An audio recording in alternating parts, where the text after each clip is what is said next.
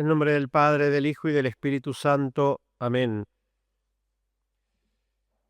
En este Evangelio San Juan nos relata, nos refiere las dos apariciones de nuestro Señor. Primera, el mismo día de la Pascua, el domingo pasado. Nuestro Señor resucita a la aurora y se les aparece a los apóstoles. Y luego, primero no estaba Tomás, este discípulo tan difícil de persuadir. Al domingo siguiente se vuelve a aparecer nuestro Señor a los discípulos y esta vez sí está Tomás y ofrece sus manos, sus costados, para el que él ponga su dedo, sus manos. Nuestro Señor ha regresado triunfante de la muerte, triunfante del mundo. Yo he vencido al mundo. Y así como el demonio envió sus ejércitos, sus discípulos, que parecieron en un primer momento vencer a nuestro Señor, dándole muerte en la cruz, nuestro Señor ahora, el glorioso, triunfante, va a enviar los suyos, sus ejércitos, en contra del demonio, en contra de su reino. Les dice a los discípulos: como mi Padre me envió, así también yo os envío. Mi Padre me ha dado todo poder sobre esta tierra. Nuestro Señor envía a los discípulos con poder para triunfar sobre el príncipe de este mundo. Llega el momento, el tiempo de la venganza de Dios. ¿Y cuál es el poder que Él le va a conferir? El mismo que el Padre le ha dado a Él. ¿Cuál será ese poder que le confiere a los apóstoles y a sus sucesores hasta el fin de los tiempos?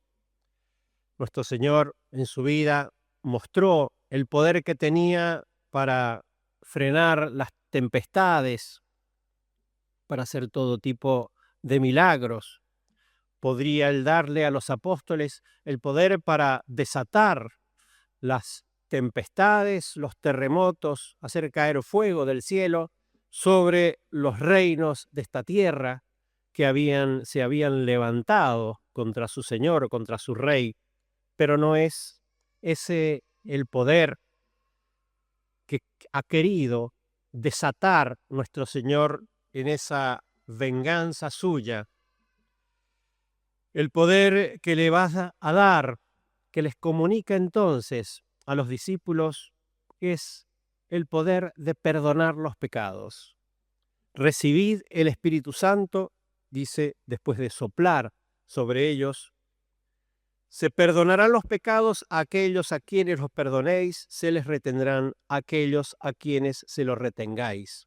El poder de perdonar los pecados, esa es como lo máximo, la plenitud del poder que nuestro Señor confiere a sus apóstoles.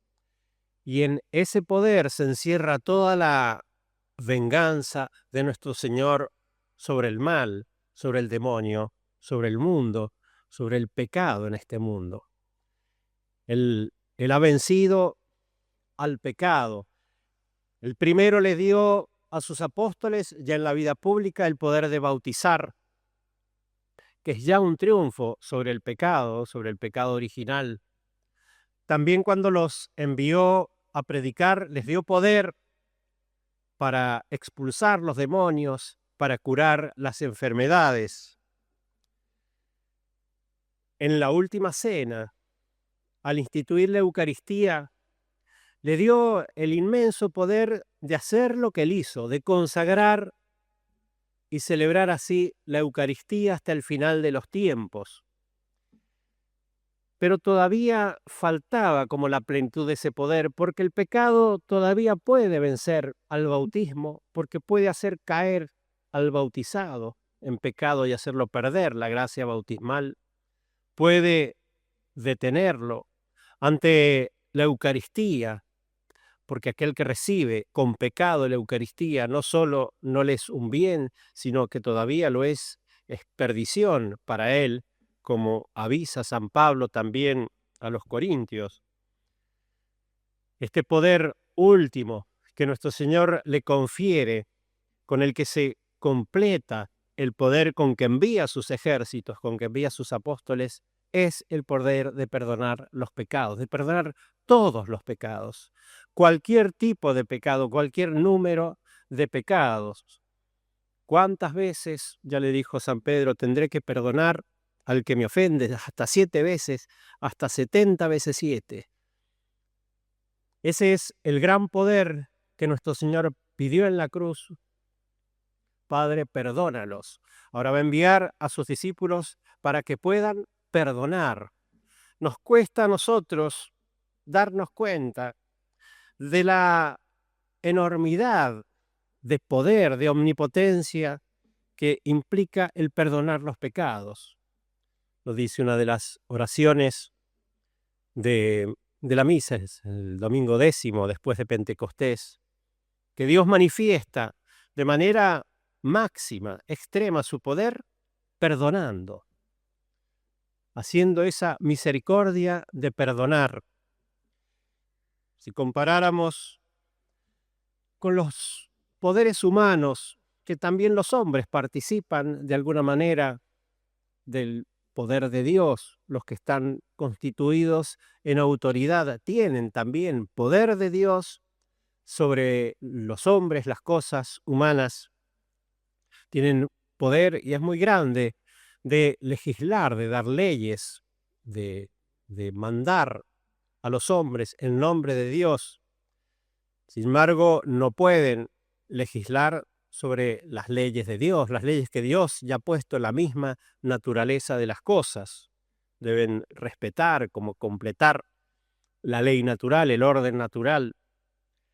Y en este sentido, el poder más grande de las autoridades humanas es el poder de juzgar, porque aun aquellos que faltan, no contra solamente las leyes que las autoridades ponen, sino contra las mismas leyes de la naturaleza, los jefes, los príncipes humanos, tienen de parte de Dios el poder de juzgar.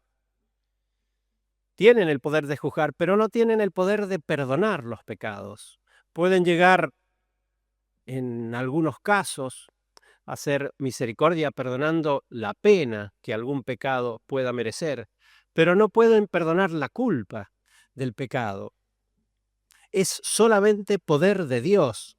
Los fariseos, que tenían su teología clara, cuando escuchan que nuestro Señor dice tus pecados te son perdonados, solo Dios puede perdonar los pecados. Ciertamente, solo Dios es el poder más divino aún que la creación, porque es no solamente crear de la nada, es levantar desde el pecado hasta la gracia de Dios. El poder de perdonar es el máximo poder de Dios y es el que le comunica a sus apóstoles. ¿Cuántos hay que dicen, hasta hace un tiempo eran los protestantes no católicos los que acusaban a la Iglesia de que hombres pretendían perdonar el pecado de otros hombres, hombres que son pecadores? Últimamente hasta hay tanta confusión hoy, hasta dentro de los mismos católicos se terminan escuchando esas cosas. Tanto ha entrado el espíritu, sí, protestante dentro de los católicos, dentro de la Iglesia. Como un hombre puede perdonar los pecados si él mismo es pecador. Ese es, y el católico lo entiende también, aquel que un poco se da cuenta lo que es el pecado y la necesidad de perdón. Es una de las más grandes misericordias de nuestro Señor haber conferido ese poder de perdonar a pecadores.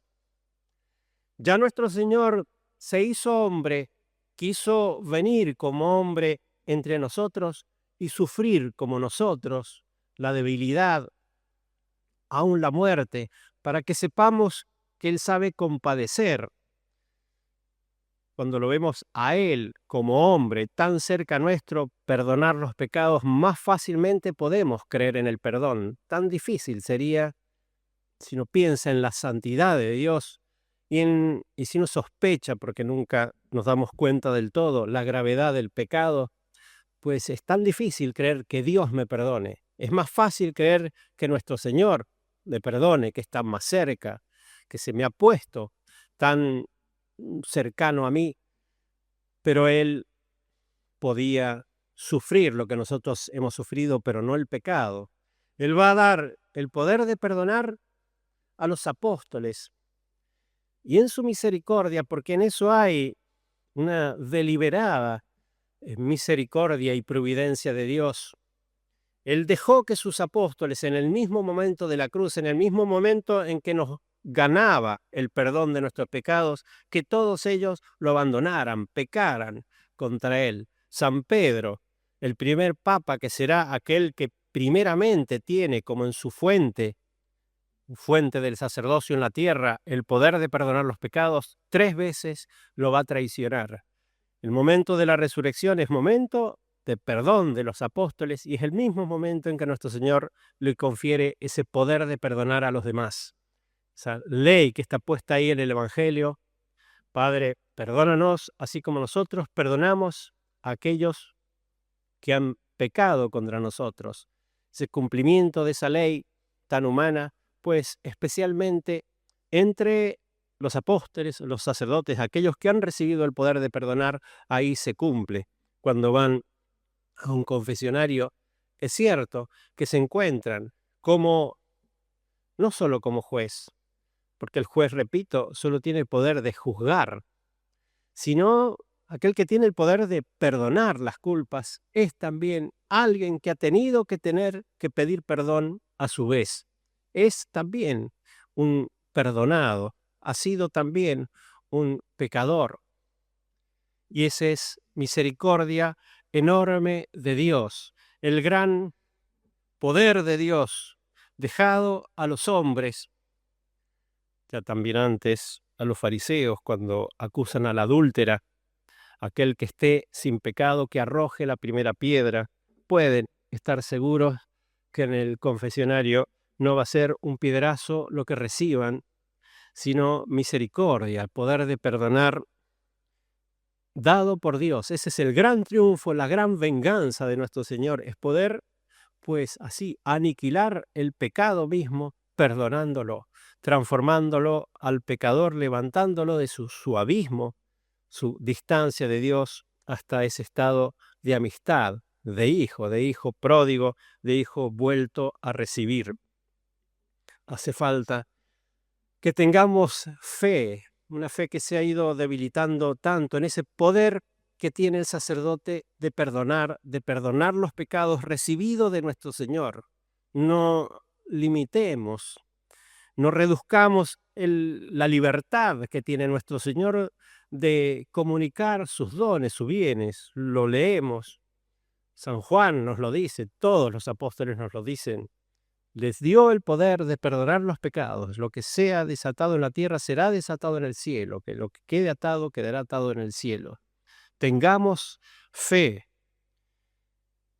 Quizás quisiéramos ver allí en el confesionario a nuestro Señor mismo, con sus heridas. Un poco el católico hoy es como Santo Tomás, poner los dedos en la llaga de esa mano que nos absuelve. Quizás por eso, para esta época también, hasta hace poco, había un sacerdote, el Padre Pío, en que ha estado absolviendo y perdonando. Fue su gran oficio de toda su vida, el oficio de confesar, de absolver los pecados con su mano llagada, mostrando que es la mano de nuestro Señor.